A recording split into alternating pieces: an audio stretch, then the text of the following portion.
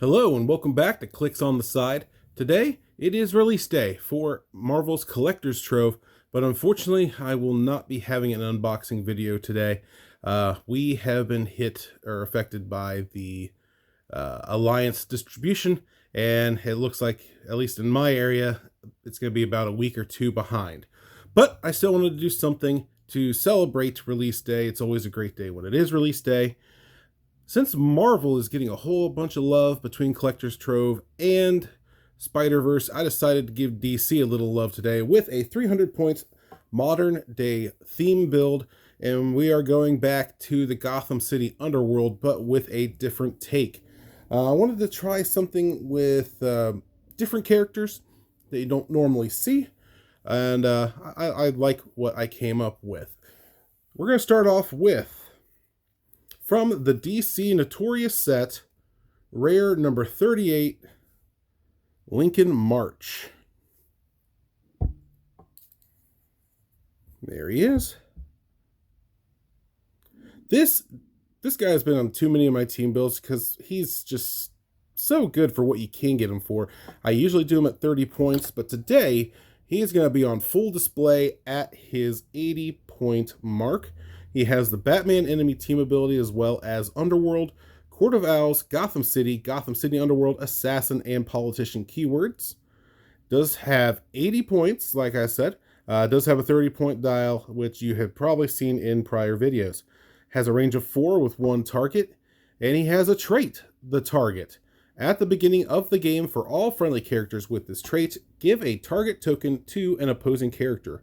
For all characters with this trait, when a friendly character with the Assassin keyword KOs an opposing character with a target token, score 25 victory points. You've seen that more and more often lately, both in Marvel and in DC, and I hope that is a trait that they do not get rid of anytime soon. At 80 points, he starts off with hypersonic speed, blades, combat reflexes, and exploit weakness. Love that. Then it does go into charge, blades, combat reflexes, and close combat expert. Finally, he does go into some stealth with poison, a blank defense, and then he does have a special damage power, which does save him a little bit. Let's take a look at those. He does have a second trait, the next mayor of Gotham City, leadership, mastermind, so there it does save him a little bit. When Lincoln March uses leadership and succeeds, you may instead generate a number 6 Court of Owls Assassin on click number 3, and I do just so happen to have one right here. There is your Court of Owls Assassin.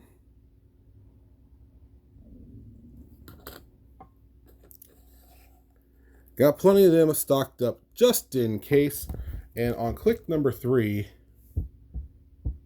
he also gets the benefit from the target trait.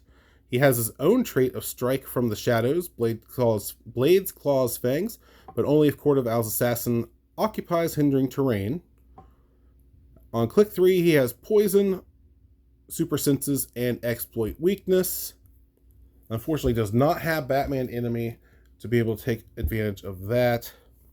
But still, getting him out for free, he's Mastermind fodder for Lincoln March. And since Lincoln March does have the Underworld team ability, you can just carry him around with him when he's not hypersonicking. Back to Mr. March. There is the special damage power that he has on his last 3 clicks.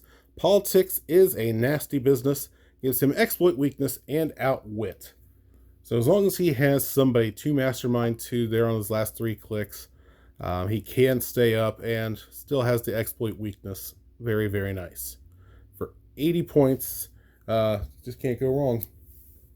And we're also going to give him the, I know it's Marvel, but we're going to go ahead and give him Bucky's Arm just to give him close combat expert throughout to help with that exploit weakness.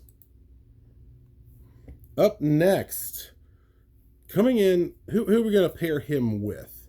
We're going to pair him with, from the Royal Flush Gang set, or subset, whatever you want to call it. We're going to bring in Ace. Have not really got to use him yet. I've been waiting for a good robot team. It just hasn't worked out. but I do love this ace. He's so versatile. Has the Batman enemy team ability, only 50 points. Gotham City Underworld, Royal Flush Gang, Brute, Future, and Robot keywords. Does have the trait Royal Flush. When ace is KO'd, before placing it on your KO in your KO area, turn its dial to any KO click. That won't help out in this build. He does also have a trait, the Aristocrats of Crime Ace. Impervious. When ace uses it, increase the result by +1 for each spade displayed on characters in your KO area, protected outwit. So that could come up, and you'll see here in just a little bit why. He does have no range, but does have flight. Gotta love that. Starts off with sidestep, super strength, 19 defend. Gotta love that. And has empower. Later on, he does get charge, quake, a special defensive power, and battle fury. Now, he's going to be paired up with Lincoln March. I know Lincoln March has the Underworld team ability, but Ace is probably going to carry him around with his flight to give him that 19 defense to go with his combat reflexes. Ace has a farther, a longer movement with that 7. Then you can sidestep up another 2. That way you can just base someone up to 10 squares away with your Lincoln March. And now they have to deal with his 19 with combat reflexes, so a 21 up close. Yeah, and then the next turn, Ace can just sidestep up and whack him. And then also, Lincoln March is going to have Bucky's arm. So +1 to attack, +1 to damage with that exploit weakness. Makes it a 4, and now you have Ace's empower to make it 5 penetrating damage up close. You don't even have to roll the blades. I probably wouldn't roll the blades. Yeah, I just really like that combo. It's a little bit expensive, but it gets the job done. And there is his special defensive power, Robotic Strongman. Regeneration. If Ace has no action tokens, he may use it as free. And that will be easy enough to do, to keep him without action tokens, because he does have sidestep. So once he's up there, he can just move around a little bit for free. He is giant size, so he does get that willpower roll as well. But yeah, I thought it was a nice little build that we could finally put Ace on. Up next, also coming in from the Royal Flush Gang. This is number 4, DC 23104. We're going to bring in the Queen.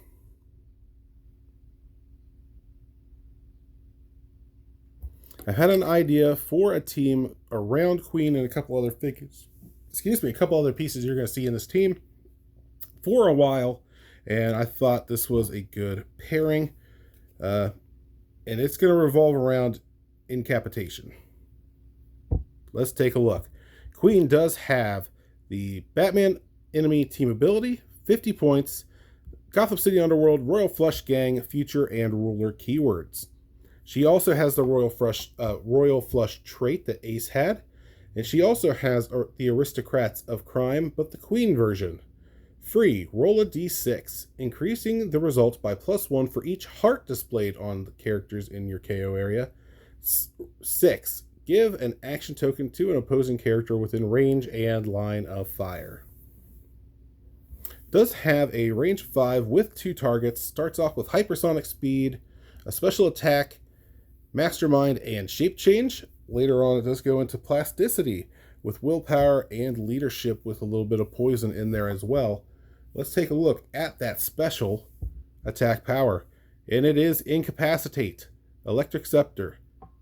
Once per turn for all characters with this power, when a friendly character with the Royal Flush Gang keyword within range hits, after resolutions, you may deal each hit character damage equal to its action tokens. I do like that quite a bit, especially with the hypersonic speed, range of 5, which means you could try to double incap people from 9 squares away, potentially. Yeah, you're not looking at her to do much damage. She is really in there to try to incap characters that can't block the penetrating damage. So she's in here more as a support piece. She can also taxi with her flight. Yeah, overall, I like it. And then if she does happen to go down, you can always turn her to spades to help out with Ace's impervious rolls. All right, like I said, this the rest of the team build is going to be around in cap. So up next from the Notorious set is our Legacy piece, Legacy L035. We're bringing in Killer Moth. That's right. So glad I kept this guy from Joker's Wild. He was just so unique. I felt like he had to stay in the collection. And here he is going to make an impact. Now, I do apologize for this card. It came out a little blurry off the production line, so if it's hard to read, I do apologize. Killer Moth does not have the Batman enemy team ability, but does have Gotham City and Gotham City Underworld keywords. Comes in at 35 points. Does have one trait, and that is my all-powerful Cocoon Gun. It gives him 2 targets instead of the one printed on his card. 2 targets. When Killer Moth uses Incapacitate, modify his attack +2, and until your next turn, targeted characters must roll for breakaway to move if they don't already need to, even if Killer Moth missed. That is going to come in very handy when you see who I have finishing up the team. He does have a range of 5 with those 2 targets, Running Shot, Incapacitate, and ESD. Later on, he does have 1 click of Sidestep, and then he can charge in on the tail end of his dial with combat reflexes. So yeah, pretty solid throughout. You're wanting to try to keep him at range, though, to try to just be a great tie-up piece and make them roll for breakaway. Nothing really go on the back. That is it for Killer Moth. That is his whole shtick, is to try to get people stuck where they are. And there is a reason for that. Because finishing up the team, one of my favorite pieces from the Notorious set, you've seen it in Suicide Squad team builds, you've seen it in Scientist, I'm sure you'll see it in an Armor one at some point. From the Notorious set, rare number 40, Mr. Freeze. Very, very fond of this Mr. Freeze. Looking forward to, I've seen the spoilers on it now, looking forward to the Snow Globe one we're getting. But yeah, this Mr. Freeze has been an all-star for me. Mr. Freeze will be coming in at 80 points, finishing off this build. Has the Batman enemy, oh, there we go. Batman enemy team ability, Arkham Asylum, Gotham City Underworld, and Justice League, Suicide Squad, Armor, and Scientist keywords. Has a range of 5 with 3 targets, Running Shot, Special Attack Power, Invulnerability, and Outwit. Then later on comes in with Sidestep, Barrier, and Range Combat Expert. And towards the tail end, he does gain some regen. Let's see what Mr. Freeze has special. He does have a trait, Frozen Earth. At the beginning of the game, generate 2 ice blocking terrain markers in any squares at least 3 squares from the map edge. This game, those markers have adjacent characters must roll breakaway to move if they don't already. If you're not the first player, generate 4 instead. So yeah, if you happen to go seconds, you do get the added bonus of 4 pillars instead of 2, but even just the 2 is a very nice touch. He does have a second trait, which is Frozen in Fear. When an opposing character fails a breakaway roll, after resolutions deal them 1 penetrating damage. That is where Killer Moth's trait comes in handy. They will have to roll breakaway, and if they fail, that is a free penetrating damage to your opponent, and every click counts in this game. And there is his special damage power. It is Ice Gun. Incapacitate. When Mr. Freeze uses it, after resolutions deal each hit character damage equal to their action tokens. Yeah, gotta love that. So, not only do you have Mr. Freeze able to do that, you have Queen able to do that as well. So you can just pick them apart, add action tokens to them so they can't move. At the same time, now they're doing damage for those action tokens. It's just going to be an annoying problem that your opponent has to deal with.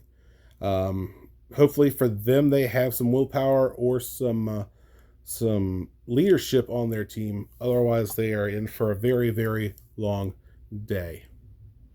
But yeah, I like that combo of Killer Moth, Queen, and Mr. Freeze all on the same team. I've been wanting to put that team together for a while, and then I just figured, you know what?